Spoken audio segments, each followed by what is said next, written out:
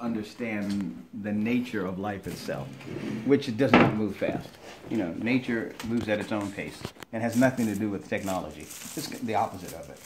So I think that it's going to be increasingly difficult to get our people to really consider what they would term moving backwards in time. It's not backwards at all, because you have a chance to be much more independent the more you learn to do for self. Most of us don't have any skills to do for self anymore. That's a bad thing. It's not a good thing.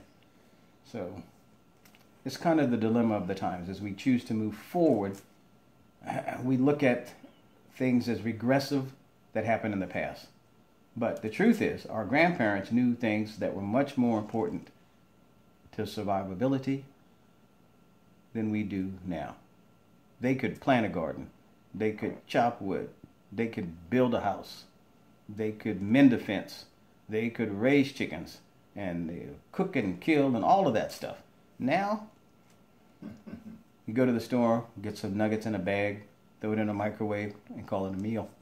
You know, we're suffering because we don't have the knowledge of how to do for self anymore. But anyway, so when I started writing the book, I really wanted to find a way to reach a lot of our people, to get them to start thinking about, why are we having all of these social issues? We talk about our communities as being in decline. We talk about the decline of the black family. The nuclear family pretty much disappeared as we used to know it, with a husband, father, wife, mother, children with the same father and the same mother. Pretty much disappeared. Aunties, uncles, grandparents not far away. Intergenerational relationships aren't what they used to be. We have become so scattered in everything that we do, and we're paying a price for that. So look at how our youth are suffering. You know, we have higher incarceration rates. Murders. All of these things are bad. But how do we turn it around? My position is that we turn it around by going back to basics. I call it blacks to basics. We got to go black to the basics. We have to find ways. And it's not even so much that we're finding them, because they already exist. They're already there. But we need to rethink everything that we've been taught and really ask ourselves, why are we in this position of constant enslavement? And the real root cause of it is because we're not producing goods and services, and we have lost the will to do for self. And particularly our men have lost the desire to be independent. Most brothers, if you dropped off a tractor trailer load of lumber and gave them some tools and said, hey, you know what? This is all free. Go build a house. Most of them are going to sell that stuff and not even think about it, because it doesn't even enter their mind space that, hey, men can actually do these things. And they should be able to do those things, but we can't anymore. So we are in a continual state of enslavement because of our lack of ability to do for self. We need brothers who can build houses. We need brothers who can pull wires and do electrical work. You need brothers who can be plumbers. You need the carpenters. You need the architects. You need all of that. You especially need farmers if you plan on eating in the future. And, you know, farmers are becoming extinct. Black farmers are pretty much on the way out because there's few of us left. We have this anti-agricultural backlash where we really want to run away from the land. And yet, at the same time, we're always pouring libations on the land and talking about our ancestors. It's a big disconnect there, because understand, your ancestors lived on the land, worked the land, harvested and from the land, fed their families from the land, and they were freer before they came across on that big voyage to so-called America. Not the real name anyway, but that's what we call it today. So anyway, my position is we have to return to the land. We have to revive our men.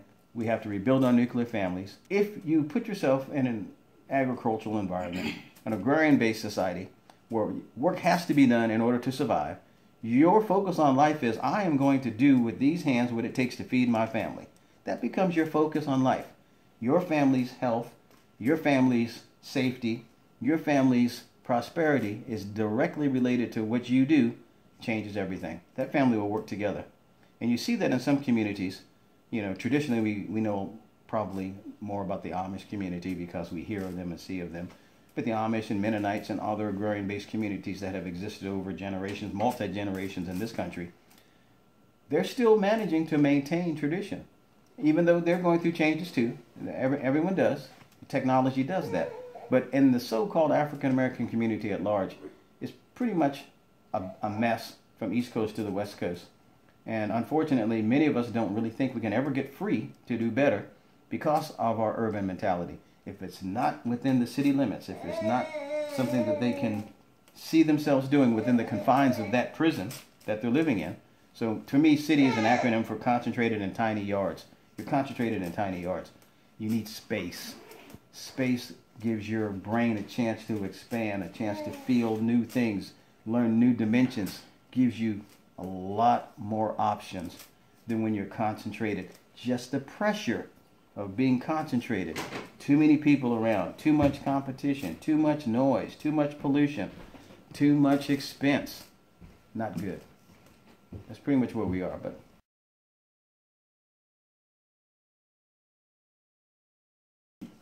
the core problem for African Americans or black people in this country is that we are still languishing under slavery's imagery. Therefore, our people subconsciously wish to run as far away from the land as they possibly can. That's I coined that phrase, anti-agricultural backlash. We don't want to think of anything related to the land as positive. In other words, we all have those cousins, our country cousins, who we're all kind of ashamed of. We don't want to talk about them so much. They still got chickens running around the yards, and they still chop wood and all those kind of things. They're a lot freer, but we think that that's a negativity. So why is black farming in decline? For a number of reasons. The Industrial Revolution, a lot of black people moved north to get factory jobs, to get away from the South and the oppression and the Jim Crow and the segregation and all of that, thinking that it would be better when they went north.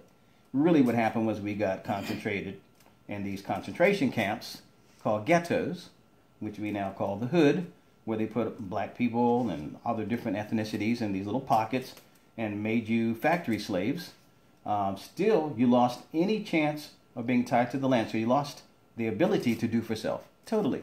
You might could scratch out a little garden in your backyard, but basically you became a pawn to the entire system.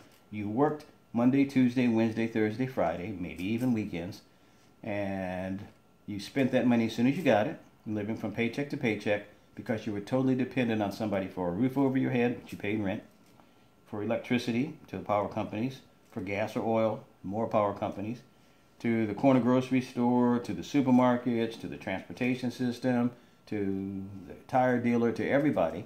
So you worked just to give it all back, and you never had a chance to reinvest in yourself. Contrast that with, the European model, where many of them inherited land. Again, big issue. We didn't inherit much land, but those who did, many generations later, are still on hundreds of acres that are still in their family's name. So their youth grew up always having a job, without even having to go for interviews, without ever having to stand in line, without ever having to worry about what somebody thought about how they looked or what they were wearing, because they could inherit that family business, whether it was raising cattle or hogs or chickens or pine trees or quail or a tile business or whatever business they inherited, plumbing, carpentry, all of that, skilled labor. They inherited wealth that passed on intergenerationally. We start up from zero each generation because the only thing we're looking for is a job. To me, jump out of bed on the journey of the broke to be just over broke. And that's mainly where you're going to stay, because unless you make a lot of money, and then what do you do with it? The more money you make, the more money you spend. It doesn't free you. It just allows you to buy more stuff you really don't need. That's unfortunately. Now, on the agricultural part again, I speak to a lot of young black people. They think we're crazy to farm. They think it's too much work. Now, mind you, they've never experienced it or done the work, so their imagery is coming from some place where somebody else told them, oh, how terrible it was. So they equate farming to slavery.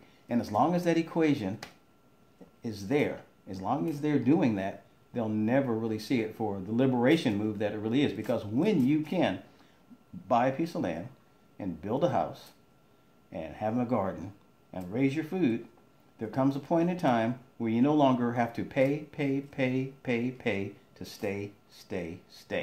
You now own the piece of that rock. You now become able to grow your own food. I have wood stoves. I can cut wood. I can stay warm in the winter. Don't need the power company. You can put in solar panels. You can get off grid.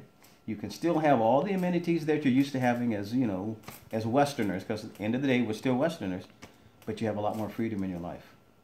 And I wish that we would make big moves towards buying land and seeing that as a liberation move instead of a backwards move. But too many of us don't want to get our hands in the dirt. My mother always said, and she still says, because she's still alive at age 90, she says, son, the unfortunate reality is that many of our men don't want to get any dirt under their fingernails.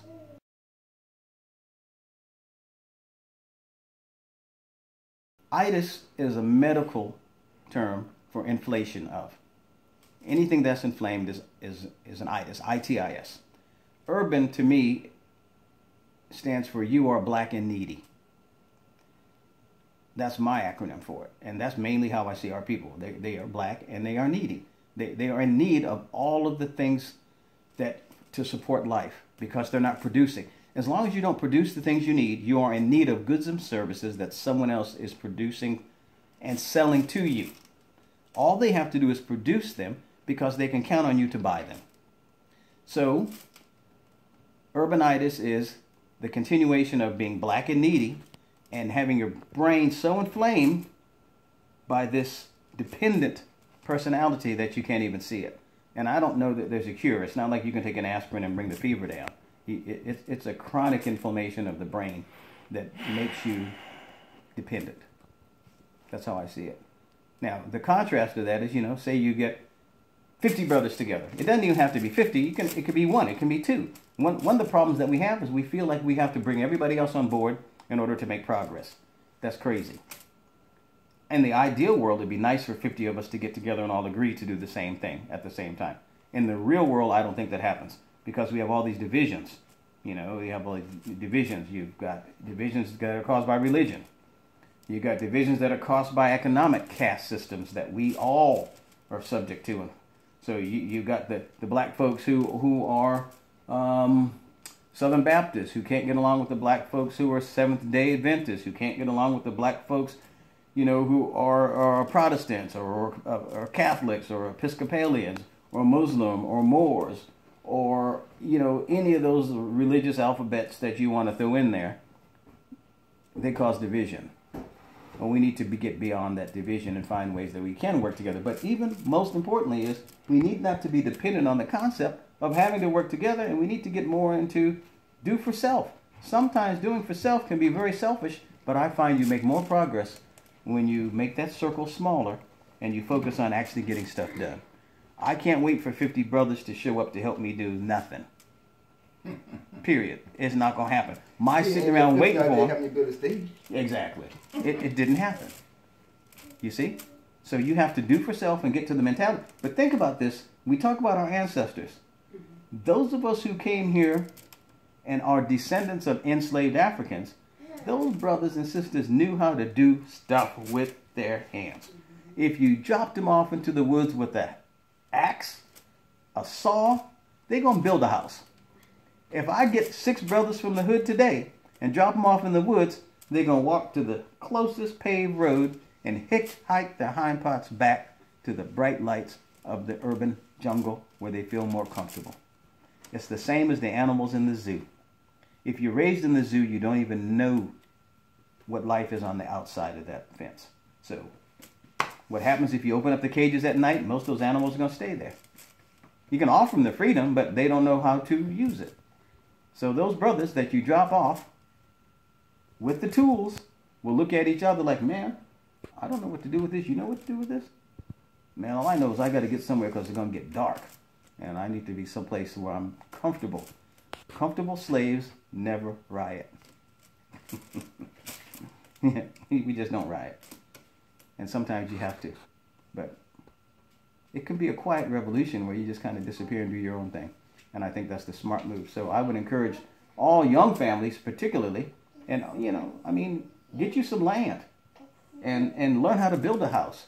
Or check into the tiny house movement and learn about solar cells and solar energy and find out what it costs to drill a well and find out about biological composting toilets and alternative ways to handle your waste. Break it down to what you really need to live, not to exist in the society as we know it, but to live to be free. And you'll find that Creator is ready for you once you tap into that. You know, the Creator's like, hey, you know, you didn't, if it wasn't here in the beginning, you really don't need it now. So as I recall, any of the stories of creation were not centered around malls. But now we seem to be centered around malls, you know. But my recollection is I never heard any story about a mall. People were doing for self from the very beginning. And usually there was gardens and there was farms and there was livestock, men building houses, women tending houses, children listening to both of their parents. We've gotten away from all of that. And I think we've got some electronic intrusion into our brains that's upsetting us and unbalancing our people. And unfortunately, you can't save everybody and you can't take them with you. It'll just slow you down, you know. And as you know, if the ship sails at 10, some of us going to get there at 10:15. I'm just saying. It's like that sometimes, you know.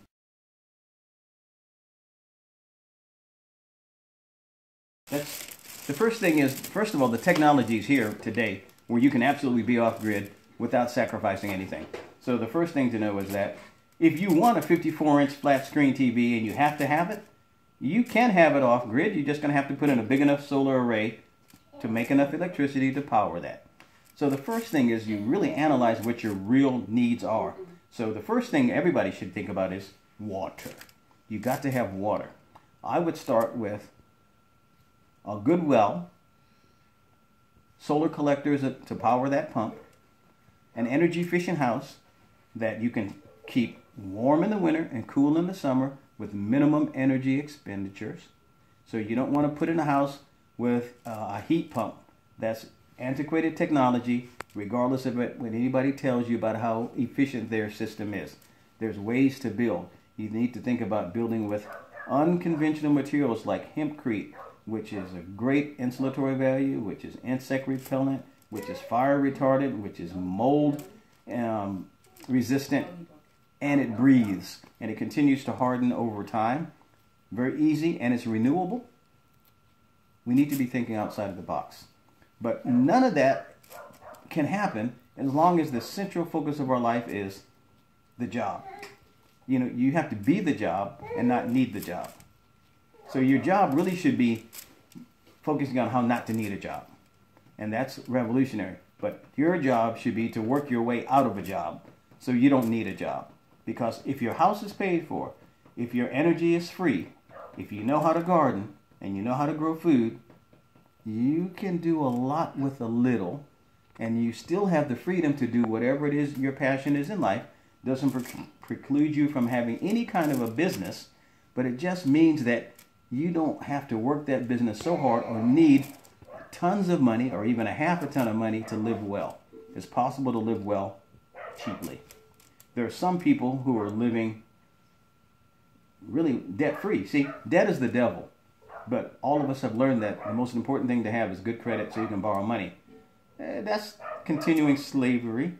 That's continuing buying into that whole system. Really, the thing to do is to live so you don't need credit, to be able to buy cash or make, create, barter, bargain, trade, so you don't ever have to deal in that currency. I think currency is the devil. But, you know, we're all stuck dealing with it in this time unless you get to the point where you no longer need it. That's really what the revolution is, to not need money. How do you get to the point where you don't need money? You become self-sufficient. You build that house. You do it without a mortgage. French for March of Death. Do it without a mortgage. That's the smart move. You get your water, you get your electricity. So how much electricity do you really need? Well, it depends on what your needs are. Most modern people are going to want refrigeration. They're going to want stoves. They're going to want air conditioning, TVs, wash machines, dryers, all of that stuff. Learn how to change that. Put up a clothesline. Don't use the dryer. Minimize your use of it. So like when in the dead of winter, no problem. But you know, be efficient about that. You build a solar house, the sun can still dry a lot of that stuff for you, even indoors on a winter day. Change the way you think. But most of us are used to this push button ease of everything. And we just want to push the button and make it happen now. I think we need to slow down a lot.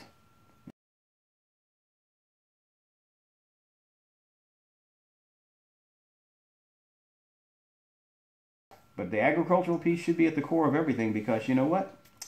No food, no future. You got to eat. You got to eat to survive. And food is at the core of everything. Your health, your family's health. Very important. So the fact that we don't grow food really is like, to me, it's like black men saying, you know what? You all do the best you can because it's not my responsibility to provide for you. That's a huge mistake. It never was like that before. But by and large, in mass, that's what brothers are saying. Brothers are saying, well, you know what? There's a McDonald's, there's a Arby's, there's a Food Line. You all go get you something to eat. Not my responsibility to provide for you. Farmers should be, I think it should be there. So you have whatever creator, deity that you pray to, and right under that is the farmers and the stewards of the earth. That's the proper order of things. And then from there, you break it down. So if the farmers are way down here, and your athletes and your actors and your politricksters are at the top, you're in trouble, because none of them gonna feed you. And you know, they're just not. Last time I was in a church, I never heard the pastor say to the congregation, we're going to take up a collection and we're going to buy some land. I'm still waiting to hear that, because that would be a smart move, because all that money they collected on every Sunday, they could have bought land. And not only that, they could build one house a year for somebody in that congregation, and they could be debt-free. And then they could build another house, and then they could be debt-free. And they could start a whole new generational process of actually liberating people. Even if they were just their church family, they could do that. But instead,